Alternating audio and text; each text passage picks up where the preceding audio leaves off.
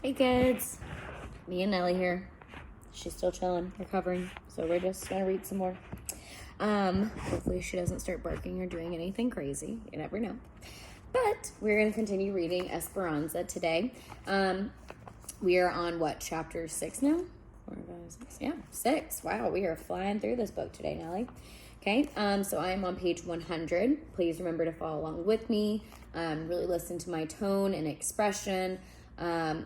And also really think about our character traits, where we are in our story plot. Are we in the exposition, rising action, climax? Don't look at my book. Falling action or resolution. She did look at. No, don't eat my book. So be thinking about that as well, and along with what problems are going to continue to arise. How are our characters responding to the problems, okay? Really thinking about what's a good quote for your character trait and maybe writing down certain page numbers as we read. Look at this girl. He's so silly. She loves to be scratched on her little chest area right here. Okay. Sorry, Nels. Gotta read. Okay? So, put your finger on las cebollas, which means onions. So remember, where are we going to see onions in this chapter? Can't look at me silly. Okay? So put your finger on the word we're. Okay? We're here, said Isabel, as the truck turned into the camp and slowed to a crawl. Esperanza stood up and looked over the cab. They were in a large clearing surrounded by grape fields. Row upon row of white wooden cabins formed long lines connecting the bunkhouses. Each cabin had a small one, had one small window and 2 wooden steps that led to the door. No. She couldn't help but think they weren't even as nice as the servants' cabins in Aguascalientes. They reminded Esperanza more of the horse stalls on the ranch than a place for people to live. A big mountain loomed in the east, framing one side of the valley. Marta jumped out and ran towards some girls standing together near the cabins. No, Nellie. Oh, no. Esperanza could hear them talking in English, the words hard and clipped as if they were speaking with sticks in their mouths. They all looked at her and laughed. She turned away thinking that if Isabel could learn English, then maybe someday she could learn it too. A line of flatbed trucks pulled into a clearing and campesinos hopped down, home from the fields. People called to one another. Children ran to fathers, yelling, "Papi, papi." Esperanza felt a deep pang. She watched and wondered how she could fit into this world. Isabel pointed to a wooden building off to the side. That's where they have all the toilets. Esperanza cringed as she tried to imagine having no privacy. "We're lucky," said Isabel solemnly. "In some camps, we had to go in ditches." Esperanza looked down at her, swallowed, and nodded, suddenly thankful for something. A foreman came over and shook hands with Juan and Alfonso and pointed to the cabin in front of the truck. The women got out, took the babies, and helped Miguel with the bags. Mama and Esperanza walked into the cabin. It had 2 small rooms. One half of the front room was the kitchen with a stove, sink, and counter, and a table and chairs. A pile of wood waited near the stove. Across the room was a mattress on the floor. The back room had another mattress big enough for 2 people and a tiny cot. In between sat a wooden fruit crate to be used as a night table. No, Nellie. Its sides touching each bed. Above was another small window. Mama looked around and then gave Esperanza a weak smile. "Is this our cabin or Hortensia and Alfonso's?" asked Esperanza, hoping that hers and Mama's might be better. "We are all together in this cabin," said Mama. "Mama, we can't possibly all fit." "Esperanza, they will only give 1 cabin for each man with a family. There is no housing for a single woman. This is a family camp, so we must have a male head of household to live and work here, and that is Alfonso." Mama sank to the bed. Her voice sounded tired. "He has told them we are his cousins, and if anyone asks us, we must say it is true. Otherwise, we cannot stay. We are next door to Juan and Josefina, so we can adjust to the sleeping arrangements. Miguel will sleep next door with them and the babies. and Isabel will sleep here with Alfonso, Hortensia, and us. Miguel came in and set down their valises, then left. Esperanza could hear Alfonso and Hortensia in the next room, talking about the camp office. Mama got up to unpack and began to sing. Esperanza felt an anger crawling up her throat. Mama, we are living like horses. How can you sing? How can you be happy? We don't even have a room to call our own. The talking suddenly stopped in the other room. Mama gave Esperanza a long, hard look. She calmly walked over and shut the door to the small room. Sit down, she said. Esperanza sat on the tiny cot, its springs screeching. Mama sat on the bed opposite her, their knees almost touching. Esperanza, if we had stayed in Mexico and I married Tito Luis, we would have had one choice, to be apart and miserable. Here we have two choices, to be together and miserable, or to be together and happy. Mija, we have each other, and Abuelita will come. How would she want you to behave? I choose to be happy, so which will you choose? She knew what Mama wanted to hear. Happy, she said quietly. Do you know how lucky we are, Esperanza? Many people came to this valley and wait months for a job. Juan went to a lot of trouble to make sure we had this cabin waiting for us when we got here. Please be grateful for the favors bestowed upon us. Mama bent over and kissed her, then left the room. Esperanza laid down on the cot. A few minutes later, Isabel came in and sat on the bed. Will you tell me what it was like to be so very rich? She looked at Isabel, her eyes anticipating some wonderful story. Esperanza was quiet for a moment, clinging to one possible thought. Then she said, I am still rich, Isabel. We will only be here until Abuelita is well enough to travel.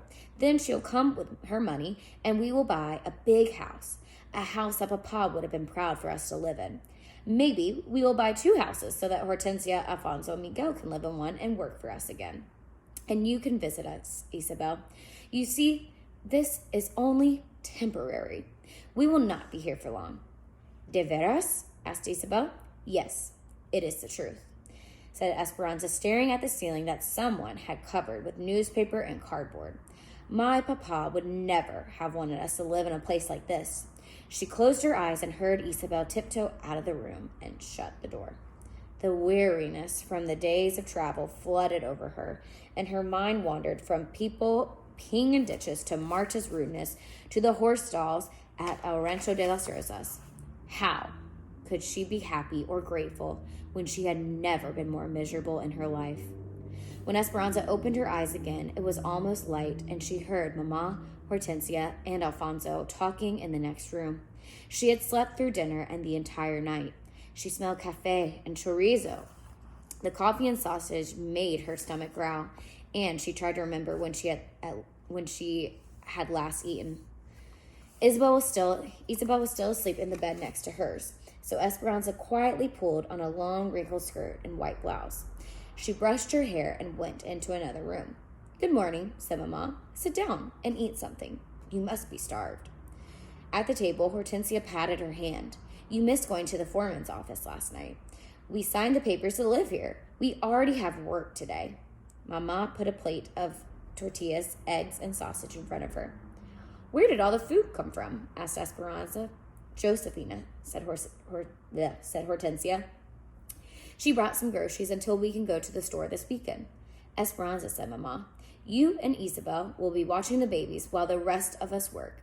Alfonso and Juan will be picking the grapes, and Hortensia, Josefina, and I will be packing grapes in the sheds. But I want to work with you and Hortensia and Josefina. You're not old enough to work in the sheds, said Mama, and Isabel is not old enough to watch the babies by herself. If you watch the babies, then Josefina can work, and that is one more paying job between us. We must all do our part. You will have a camp job too, sweeping the wooden platform every afternoon, for which they will deduct a little from our rent each month. Isabel can show you what to do later. What's a platform? Asked Esperanza. It's the big wooden floor outside in the middle of the camp. Juan said they use it for meetings and dances, said Mama.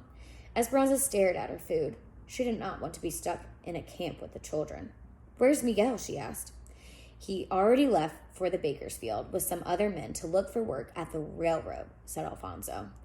Isabel came out of the bedroom, rubbing her eyes. Mi sobrina, my niece, said Hortensia, hugging Isabel. Go say good morning to your mother and father before we all leave for work. Isabel hugged her and ran next door. Esperanza studied Mama. She made un burrito de frijoles for lunch and wrapped the soft tortilla filled with pinto beans and paper. She looked different. Was it the long cotton dress and the big flowered apron tied at her waist? No, it was more than that. Mama, said Esperanza, your hair. Mama's hair ran down her back in a single long braid, almost touching her waist. Esperanza had never seen Mama wear her hair that way. It was always done up in her beautiful plaited bun, or when she was ready for bed, brushed out and flowing. Mama looked shorter and somehow not herself. Esperanza didn't like it. Mama reached up and stroked the back of her head. She seemed embarrassed. I figured out that I can't wear a hat with my hair on top of my head. And this makes more sense, does it not? After all, I am going to work today, not to a fiesta. Then she hugged Esperanza. We must go now. The trucks leave at 6:30 to take us to the sheds. Take good care of the babies and stay with Isabel. She knows the camp. As the three of them walked out, Esperanza noticed Mama reaching up, hesitantly touching her hair again. When Esperanza finished eating, she went outside and stood on the front step inside. I lost my thought. When Esperanza finished eating, she went outside and stood on the front step. Instead of facing another row of cabins, their cabin was in the last row, facing the fields. Straight ahead, across the dirt road, were several chinaberry trees and a mulberry tree that provided deep shade over a wooden table. No, don't like that. Beyond the row of trees were grape fields, still lush. To the right across the grassy field was the main road. A truck piled high with produce drove by, losing a cloud of debris. No biting. After it passed, the sharp smell told her they were onions, the dry outer skins being shredded by the wind. Another truck followed. Again, the smell bit into her senses. It was still so early, so the air was cool, but the sun was bright, and she knew it would be so hot soon. The hens pecked and poked around the front steps. They must have been happy to be off the train. Esperanza shooed them out of her way as she turned and walked next door. Come here. Sorry, guys. I can't lick her leg. Okay. The babies were still in their pajamas. Isabel was struggling to feed Lupe her oatmeal while Pepe crawled on the floor. Splotches of his cereal still stuck to his cheeks. As soon as he saw Esperanza, he reached up for her. Let's clean them up, said Isabel, and then I'll show you the camp. First, Isabel took Esperanza to the platform she was to sweep, and showed her where the brooms were stored. Then they walked through the rows of cabins, each with a baby on her hip. As they passed the open doors, Esperanza could already smell the beans and onions that someone had started simmering for dinner. Women were dragging big metal wash tubs beneath the shade trees. A group of young boys kicked a ball up and down the dirt road, stirring up dust. A little girl wearing a man's undershirt as a dress ran up to Isabel and took her hand. This is Sylvia. She is my best friend. Next week we will go to school together. Sylvia switched around and grabbed Esperanza's free hand. Esperanza looked down at Sylvia's dirty hands. Sylvia grinned up at her, and Esperanza's first thought was to pull her hand away and wash it as soon as possible. Then she remembered Mama's kindness to the peasant girl on the train and her disappointment in Esperanza. She didn't want Sylvia to start crying if she were to pull away. She looked around at the dusty camp and thought that it must be hard to stay clean in such a place. She squeezed Sylvia's hand and said, I have a best friend too. Her name is Marisol, and she lives in Aguascalientes. Isabel introduced Esperanza to Irene and Melina, two women who were hanging clothes to dry on a long line stretched between the cabins and a tree. Irene had long gray hair tied in a tail. Melina didn't look much older than Miguel, and she already had a baby of her own. We heard the story of how you came from Aguascalientes, said Melina. My husband is from there. He used to work for Senor Rodriguez. Esperanza's face lit up at this news. He knew my father since he was a boy. Do you think your husband knew Marisol, Senor Rodriguez's daughter? Melina laughed. No, I'm sure he didn't. He was un campesino, a field servant. He would not know the family. Esperanza felt awkward and didn't mean to make Melina admit that her husband was a servant. But Melina didn't seem bothered and began recalling other farms her husband had worked on in Aguascalientes. Isabel pulled on Esperanza's arm. We need to change the babies.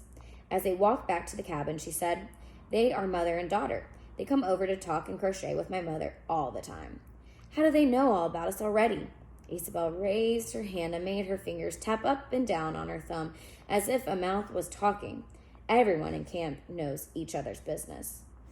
Do you know how to change a diaper? Asked Esperanza when they got back to the cabin. Certainly, said Isabel. I will change them and you can rinse out the diapers. We need to do some laundry too. Esperanza watched as the young girl laid the babies down one at a time and unpinned their diapers, wiped their bottoms cleaned, and pinned on fresh diapers.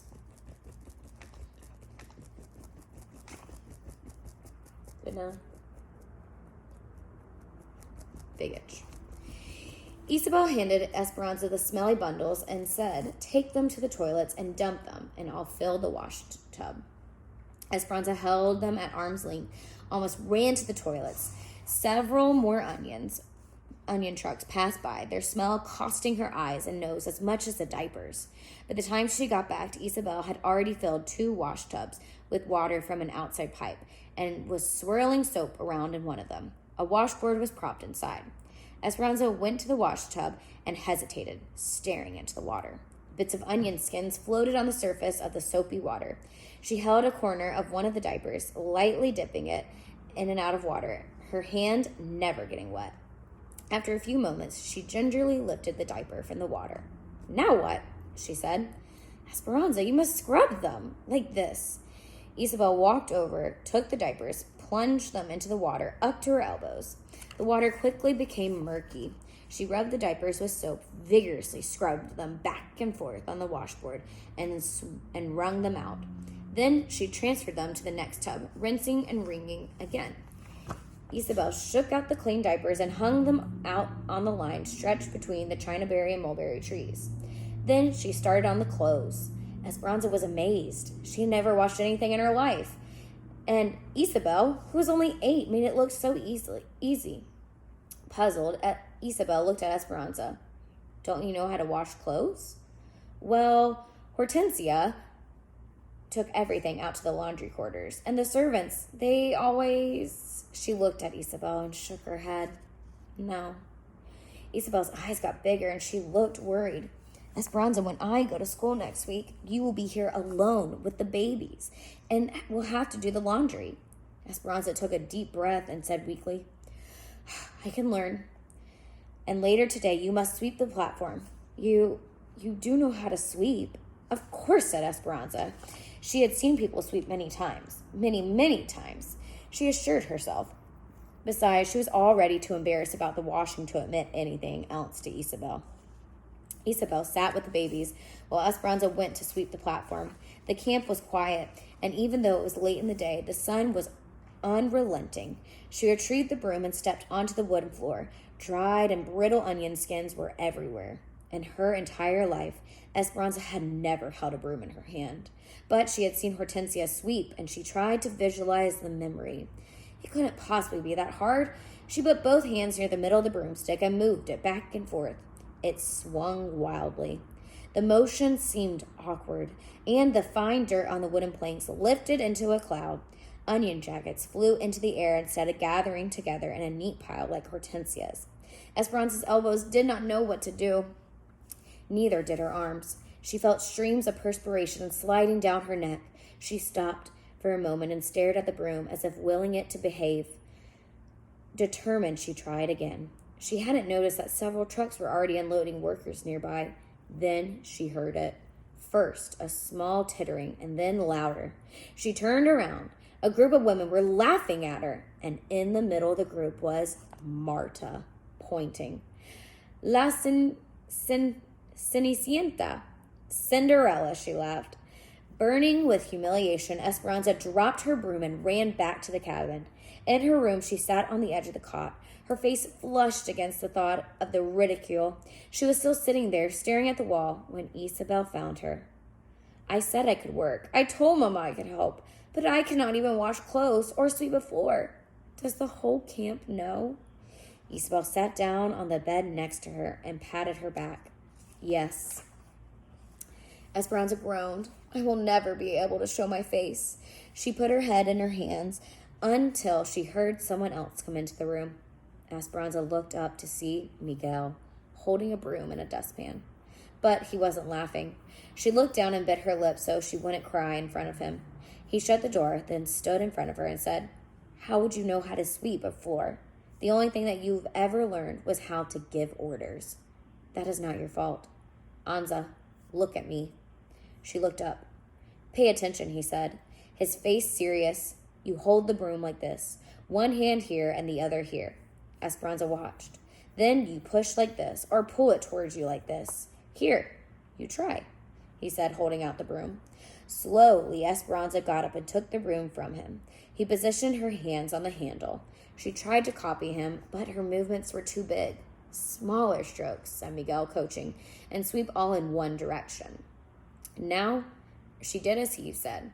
Now, when you get all the dirt into a pile, you hold the broom down here near the bottom and push the dirt into the pan. Esperanza collected the dirt. See? You can do it. Miguel raised his thick eyebrows and smiled. Someday, you just might make a very good servant. Isabel giggled. Esperanza could not yet find humor in the situation. Somberly, she said, Thank you, Miguel. He grinned and bowed. At your service, mi reina. But this time, his voice was kind. She remembered that he had gone to look for work at the railroad. Did you get a job? His smile faded. He put his hands in his pockets, shrugged his shoulders. It is frustrating. I can fix any engine, but they will only hire Mexicans to lay track and dig ditches, not as mechanics. I decided to work in the fields until I can convince someone to give me a chance. Esperanza nodded. After he left the room, Isabel said, He calls you mi reina? Will you tell me about your life as a queen? Esperanza sat on the mattress and patted the spot next to her. Isabel sat down. Isabel, I will tell you all about how I used to live, about parties and private school and beautiful dresses. I will even show you the beautiful doll my papa bought me. If you will teach me how to pin diapers, how to wash, and... Isabel interrupted her. But that is so easy. Esperanza stood up and carefully practiced with the broom. It is not easy for me. And we will stop there. Woo! Great reading for today. Hope y'all enjoyed it. As always, we will dig in during our small group time. Peace.